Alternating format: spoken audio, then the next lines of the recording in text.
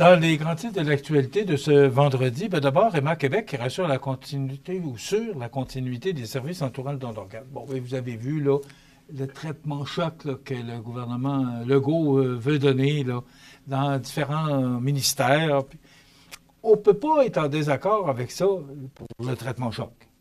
Mais là, ça dépend, ça concerne qui. Puis, et là, dans la foulée du dépôt du projet de loi là, de Mme Dessureau, si ma mémoire est bonne, le projet de loi sur l'efficacité de l'État, et MA Québec qui tenait à faire ou à rassurer les gens là, que la population, pour la continuité des services. On va continuer les services, mais on risque que peut-être, là, Transplant Québec et Emma Québec, on voudrait peut-être que ça devienne un seul organisme.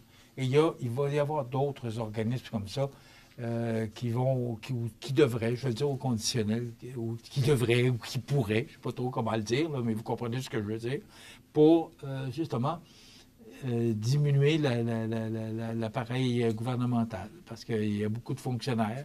Et peut-être qu'à certains égards, on se rend peut-être compte qu'il y a des organismes qui se chevauchent et on dit, il y a peut-être une économie d'échelle qu'on peut faire là, puis il y aura peut-être reprendre ces gens-là puis les mettre dans un autre département. En tout cas, c'est à suivre. C'est un gros mandat que le gouvernement se donne, mais on ne peut pas être en désaccord avec ça quand on regarde les déficits qu'on fait, là, tant provincial que fédéral.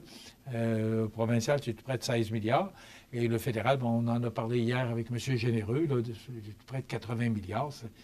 M. Généreux disait, c'est beaucoup d'argent, mais il me semble que ça passe. Puis c'est vrai, il me semble qu'on s'imagine que là, on est tellement habitué de faire des déficits que il me semble que, wow, 40, 50 ou 80 milliards, on en est-tu rendu là? Mais vous savez que dans 5 ans, c'est en 2029-2030, on parle d'un endettement là, au fédéral de près, c'est 1590 milliards, là, c'est près de 1600 milliards. 1600 milliards, c'est de l'argent, là. Ouais,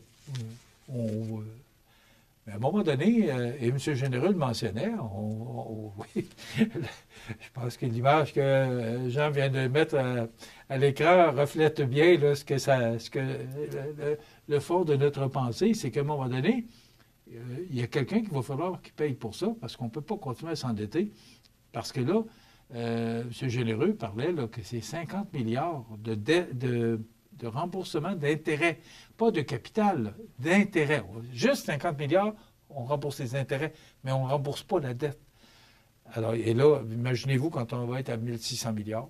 Alors, on ne peut pas être en désaccord avec ça, que des organismes se fusionnent, si vraiment, il faut garder les services. Emma Québec, c'est quoi qui est important, c'est Emma Québec, là, parce que, et ils le disent dans le communiqué aussi, là, que c'est pas que des dons de sang, là, c'est des dons d'organes. Alors, c'est très important.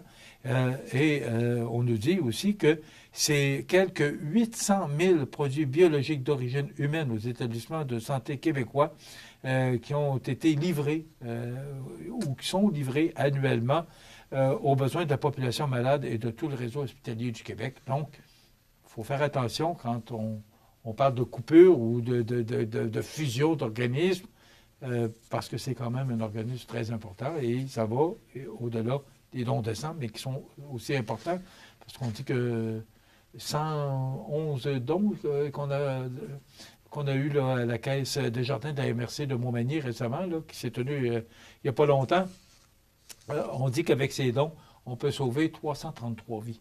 Alors, 111 dons sur un objectif de 115, là, mais on entend moins parler, on voit leur publicité sur les panneaux de CMA TV, là, mais on parle moins parce que maintenant, depuis la pandémie, on téléphone, on a la liste des gens qui contribuent, qui donnent qui font des dons de sang.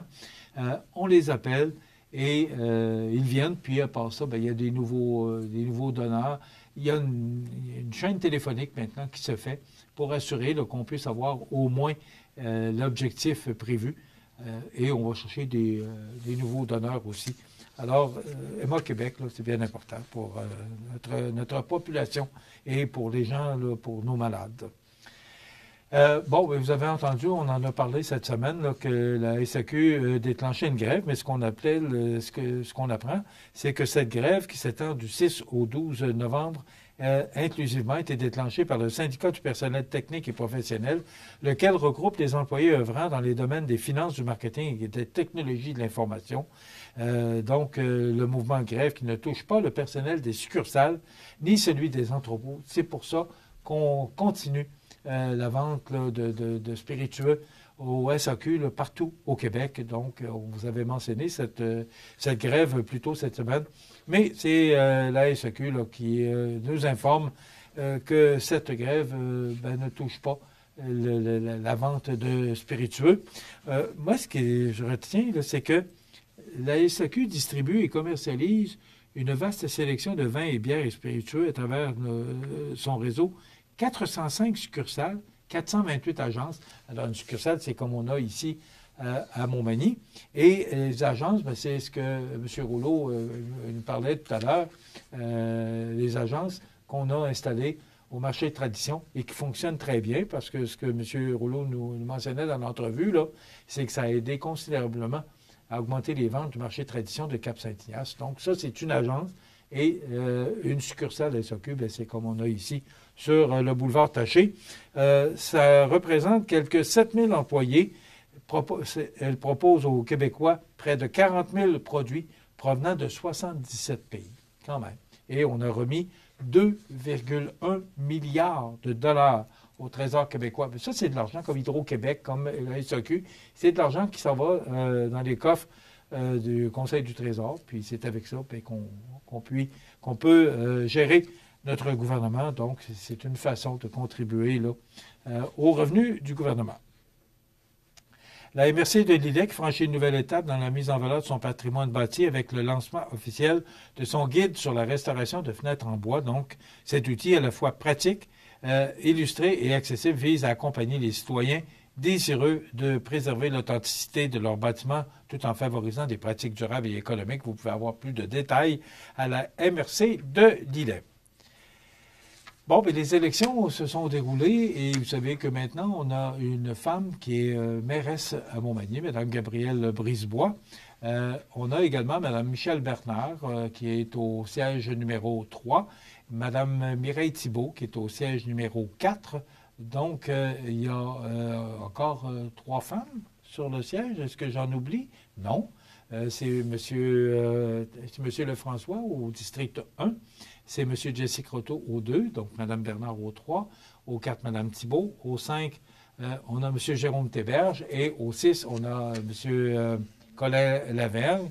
Donc, 3 femmes qui siègent au conseil municipal de Montmagny.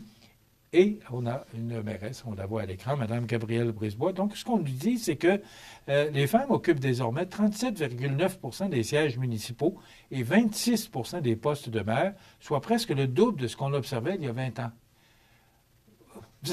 On dit le double à 26 semble que ça prend du temps, le double en 20 ans. Mais quand même, ça s'améliore et c'est ça qui est important à retenir. Elle représente 39,8 des membres des conseils municipaux, plaçant la province tout près de l'objectif de parité qui se situe entre 40 et 60 %.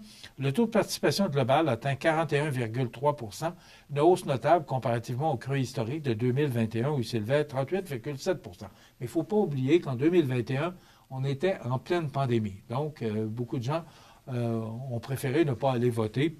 Puis on comprend aussi, là, il y a quand même un bon pourcentage de gens qui sont allés voter, mais ça a fait diminuer les statistiques. Donc, c'est notre ministre Guilbeault, qui est maintenant la ministre des Affaires municipales, qui souligne cette remontée et qui s'explique par les efforts concertés de l'Élection Québec, des municipalités et de son ministère, mais aussi, et je le dis, des médias, parce qu'on parle, on reçoit toutes les candidates et candidats qui ont bien voulu se présenter sur nos ondes. On les a reçus avec plaisir et on a parlé de leur plateforme électorale, voilà. Et d'ailleurs, lundi, on reçoit Mme Chantal Godin. Quand on parle de mairesse, là, Mme Chantal Godin, qui a été élue mairesse de Berthier-sur-Mer, qui sera avec nous lundi. Donc, Il y a Mme Chouinard à Saint-Omer, si ma mémoire est bonne. Alors, il y a plusieurs femmes, là, Mme Nancy Dubé, qui a été élue nouvelle préfète de la MRC de Kamouraska. Alors, si on fait le tour, on se rend bien compte qu'il y a de plus en plus de femmes qui siègent aux différents conseils municipaux ou sinon aux préfectures. Donc, et tant mieux. On voudrait atteindre cette parité. Puis j'espère que ça ne prendra pas encore 20 ans pour qu'on puisse augmenter peut-être plus rapidement les femmes qui puissent siéger dans les différents conseils municipaux. Et je félicite le Conseil des Chevaliers de Colomb du Conseil 54-25 de Sainte-Anne-de-la-Pocatière qui poursuivent leur tradition de générosité. Ça fait 5 ans qu'ils donnent des manteaux d'hiver à la Société Saint-Vincent-de-Paul qui, elle, les redistribue à des garçons et filles du niveau primaire provenant de familles dans le besoin. Donc, 24 manteaux d'hiver. Bravo pour cette belle initiative des Chevaliers de Colomb du Conseil 54-25 de Sainte-Anne-de-la-Pocatière. Il y a un marché de Noël dimanche à Sainte-Apolline-de-Patel. Il y a un marché de Noël à Montmagny samedi et dimanche, les 8 et 9 novembre, de 10h à 16h. Donc, je vous invite à participer en grand nombre à ces marchés de Noël. Lundi, on reçoit l'auteur Henriette Labarre, qui est originaire de Saint-Jean-Port-Joli. Et on reçoit, je l'ai mentionné, Mme Chantal Godin, qui est mairesse à Berthier-sur-Mer. Je vous souhaite de passer un excellent week-end. Soyez prudents. On se retrouve lundi. Bonne fin de semaine.